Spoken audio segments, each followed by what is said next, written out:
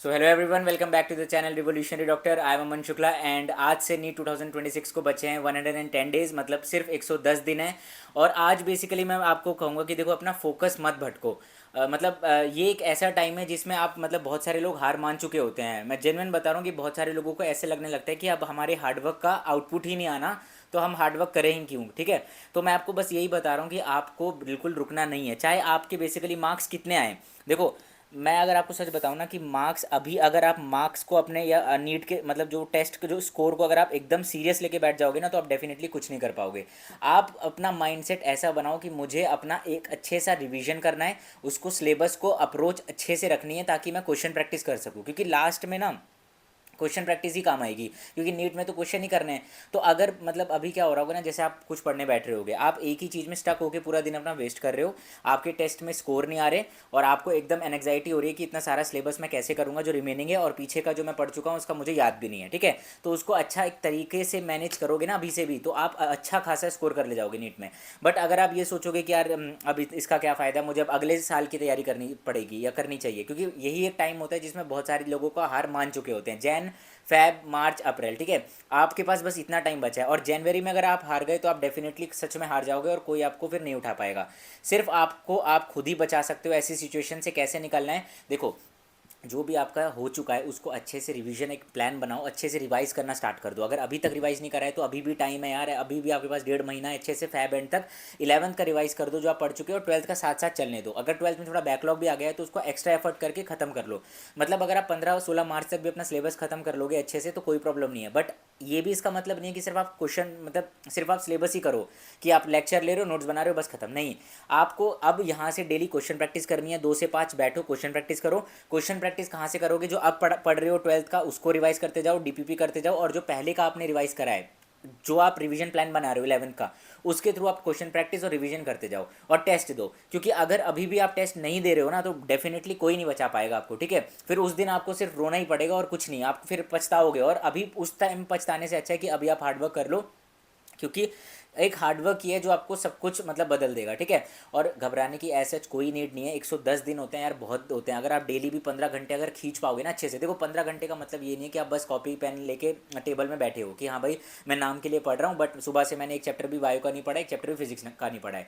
मैं पहले ही भी बता चुका हूँ कि अगर आप कहीं कहीं भी कभी भी किसी भी चैप्टर पे फंस जाओ तो उससे बाहर निकलो जल्दी, जितना जल्दी निकल सकते हो। अब ऐसा भी नहीं है कि मैंने रोटेशन मोशन स्टार्ट करा और मैं वहीं अटका, 10 मिनट हुए फिर मैं कर नहीं हो रहा, नहीं ऐसा नहीं है। आपको अच्छे से फोकस रह के पढ़ना है। और अभी अगर फोकस आप शिफ्ट कर दोगे, फोकस छोड़ दोगे ना एकदम से कि मेरे से तो होना ही नहीं है, आप अभी हार मान लोगे, तो फिर देखो कुछ नहीं हो सकता। भगवान भी उसकी हेल्प करते हैं जो कभी भी हार नहीं मानता। ठीक है, अपने अंदर बिलीव रखना है एक। अब ये सोचने का टाइम नहीं है कि यार आपका दूसरा ड्रॉप है, पहला ड्रॉप है या चौथा ड्रॉप है। ठीक है, इससे फ़र्क ही नहीं पड़ता, क्योंकि अब तो आप बहुत दूर आ चुके हो ऑलरेडी। अब सिर्फ 3-4 महीने में आपका नीट 2026 का एग्जाम होने वाला है, और वो डिसाइड करेगा आपका फ्यूचर। ठीक है, कि आपके आगे नाम के आगे डॉक्टर लगेगा या नहीं लगेगा। और अगर अभी हार मान जाओगे तो नेक्स्ट ईयर की भी कोई गारंटी नहीं है कि नीट 2027 आप निकाल ही लोगे। ठीक है, बट हाँ, अगर आपने मेहनत करी अच्छे से, आप यहाँ तक करते आए हो, तो बिलीव मानो, अपने आप पे बिलीव करो और भगवान पे बिलीव करो। अभी जो बचा हुआ टाइम है उस पर इतना हार्डवर्क लगाओ, इतनी मेहनत करो कि डेफिनेटली आपका हो जाएगा। ठीक है, फिर भगवान भी कहेंगे कि नहीं यार इसका तो होना ही है। ठीक है, नीट 2025 में ऐसी सिचुएशन आई थी, बहुत लोगों को लगा था कि नहीं होना। ठीक है, बट सबका मोस्टली सिलेक्शन हुआ लोगों का कि जिन्होंने हार्डवर्क किया था। ठीक है, मेरा भी सिलेक्शन हुआ ना। तो बस मैं आपको यही समझाऊंगा, अपने खुद के एक्सपीरियंस से मैं ये सारी वीडियोस बना रहा हूँ, और मैं आपको सच में अलर्ट कर रहा हूँ कि बिल्कुल ओवर थिंकिंग मत करो, बिल्कुल ऐसा मत सोचो कि आप नहीं कर पाओगे, या बिल्कुल ऐसा प्लान मत बनाओ फॉर द नेक्स्ट ईयर। जो करना है अभी करना है, अभी ही टाइम है। अभी अगर कर लिया तो सब कुछ चेंज हो जाएगा। और अगर आप ऐसे नेचर के हो कि आपको ज़्यादा मतलब है ना रोना आ रहा है, या आपको किसी के मतलब सपोर्ट की ज़रूरत है, कि तो यार देखो, अब किसी का सपोर्ट की ज़रूरत नहीं है। ठीक है, खुद करना है जो करना है। ये बात अच्छे से अपने माइंडसेट में बैठा लो। घर वाले भी तभी करेंगे ना यार जब आप हार्डवर्क करोगे। जब आप हार्डवर्क ही करना बंद कर दोगे तो आपका कोई साथ नहीं दे पाएगा दुनिया में। ठीक है, तो सिर्फ आंख बंद करके, अभी भी अगर बहुत सारी चीज़ें खराब होती आई हैं बट आपने मेहनत करा है, स्टार्टिंग से मेहनत करी है साल के, तो डेफिनेटली आप कर ले जाओगे। ठीक है, आपने नीट 2025 के बाद ही अगर आप लग गए थे तो डेफिनेटली बिलीव मानो, मार्क्स आपके 500 550 आ रहे हैं तो डेफिनेटली होगा। बस अपनी गलतियां इंप्रूव करनी है। टेस्ट सीरीज़ को एक फॉलो करो जिसके थ्रू रिवीजन चलता रहे, और अपने क्वेश्चन प्रैक्टिस करो अच्छे से। और जितना भी टेस्ट एनालिसिस कर सको उसको इंप्रूव करते रहो। हर एक टेस्ट में टारगेट बनाओ कि मेरे कम से कम अगर एक क्वेश्चन भी ठीक कर ले जाओगे ना आप अब यहाँ से भी हर एक टेस्ट में, तो बहुत ज़्यादा फर्क पड़ता है, ठीक है। जितने ज़्यादा टेस्ट दोगे उतना ही ज़्यादा आप सिलेक्शन के पास चले जाते जाओगे। तो मेरे अकॉर्डिंग अगर कोई पूछे कि यार ऐसी क्या चीज़ है जो बेसिकली नीट में पक्का सिलेक्शन इंश्योर करती है, तो वो है टेस्ट। जितने टेस्ट दे सकते हो उतने टेस्ट दो। अगर अभी भी क्वेश्चन प्रैक्टिस का सोर्स नहीं समझ आ रहा तो सिर्फ टेस्ट दो, क्योंकि टेस्ट से आपकी क्वेश्चन प्रैक्टिस हो जाएगी अपने आप। इतने इतने ज़्यादा टेस्ट दो कि आपको मतलब अपने आप ही पता चल जाए कि ये क्वेश्चन क्या कह रहा है, वो क्वेश्चन क्या कह रहा है, ठीक है।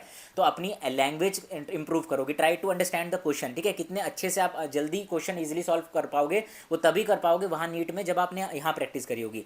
बट अगर प्रैक्टिस के टाइम पे आप ओवर थिंकिंग में अपना टाइम वेस्ट कर रहे हो तो वहाँ जाके डेफिनेटली आउट होना ही होना है, ठीक है। तो इसलिए मैं यही कहूँगा, फोकस बनाए रखो। अभी हार मानने का टाइम तो है ही नहीं, अभी लगने का टाइम है मेरे भाई, अभी सच्ची लगने का टाइम है। जितना हार्डवर्क कर सकता है यहाँ से कर ले, है ना, उस दिन डेफिनेटली पार हो जाएगा। उस लाइन के पार जाना है तो आज काम करना होगा। अब अभी 110, ये बचे हुए 110 में जितनी मेहनत कर सकते हो करो, बिना कुछ सोचे समझे, ठीक है। बाकी मैं यही कहूँगा, ठीक है, लाइफ मतलब है, अप डाउन आते हैं, ठीक है, बट आपको हार नहीं माननी है कभी, है ना। अपने पेरेंट्स पे विश्वास रखना है, सब पे विश्वास रखना है, जो आपके क्लोज वंस हैं हमेशा उसकी उनकी केयर करनी है। तो अगर आप खुद के लिए ही कर सकते हो सब कुछ, तभी आप दूसरों के लिए करोगे। तो पहले खुद स्टैंड ले लो, फिर आप कुछ दूसरों के लिए कर सकते हो, ठीक है।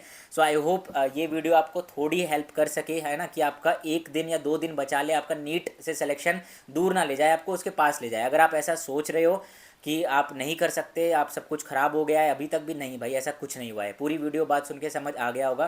तो बिल्कुल अपने आप पे विश्वास, बिलीव रखना है सबसे ज़्यादा, ठीक है। फोकस बनाए रखना है, अभी टाइम है। वो कहते हैं ना, खेल अभी बाकी है मेरे दोस्त, है ना, या पिक्चर अभी बाकी है मेरे दोस्त। तो सच कह रहा हूँ, डेफिनेटली पिक्चर बाकी है अभी, यहाँ से भी सब कुछ चेंज हो जाएगा, ठीक है। सो बस लगे रहना है, मेहनत करते रहनी है, ठीक है। So last but not the least, it's okay to not be okay.